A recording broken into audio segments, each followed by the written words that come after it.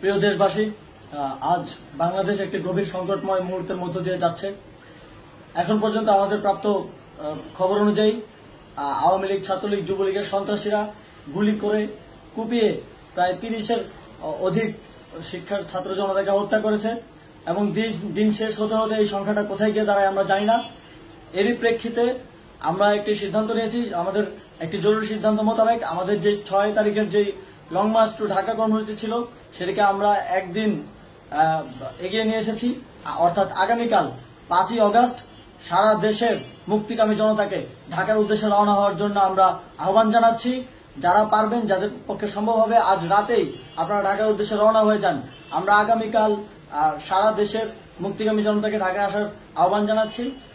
বিশেষ করে ঢাকার আশেপাশের যে জেলাগুলো আছে, আপনারা দায়িত্ব নিয়ে মসজিদের মাইকে ঘোষণা দিয়ে যাদেরকে পাবেন সবাইকে নিয়ে ঢাকার উদ্দেশ্যে রওনা হন।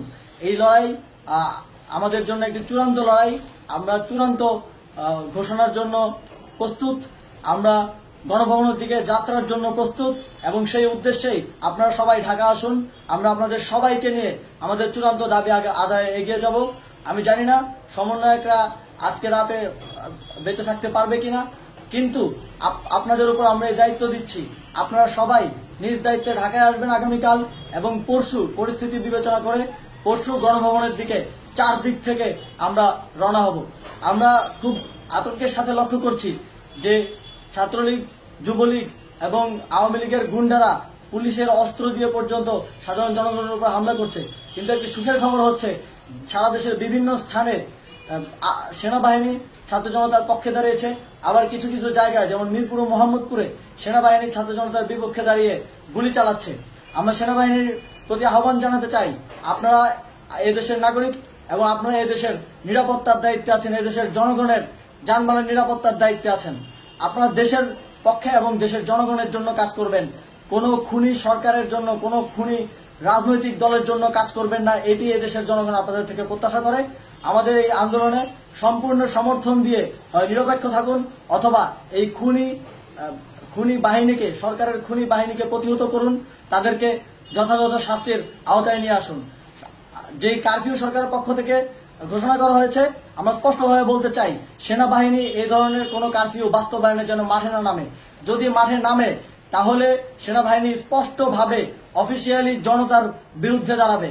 আমরা চাই না সরকারের এই ষড়যন্ত্রে সেনাবাহিনী পা দিক। সেনাবাহিনীকে জনতার বিরুদ্ধে দাঁড়ানোর যে ষড়যন্ত্র সরকার রচনা করছে সেটিতে সেনাবাহিনী পা দিবে না, এই বিশ্বাস আমরা রাখতে চাই। আওয়ামী লীগ আজ সারা দেশে তাদের খুনি বাহিনীকে নামিয়ে দিয়েও ছাত্র জনতার প্রতিরোধের মুখে টিকতে পারেনি। রাজপথের পরাজিত শক্তি হিসেবে তারা সেনাবাহিনী সহ অন্যান্য বাহিনীকে আমাদের বিরুদ্ধে কাজে লাগানোর চেষ্টা করছে।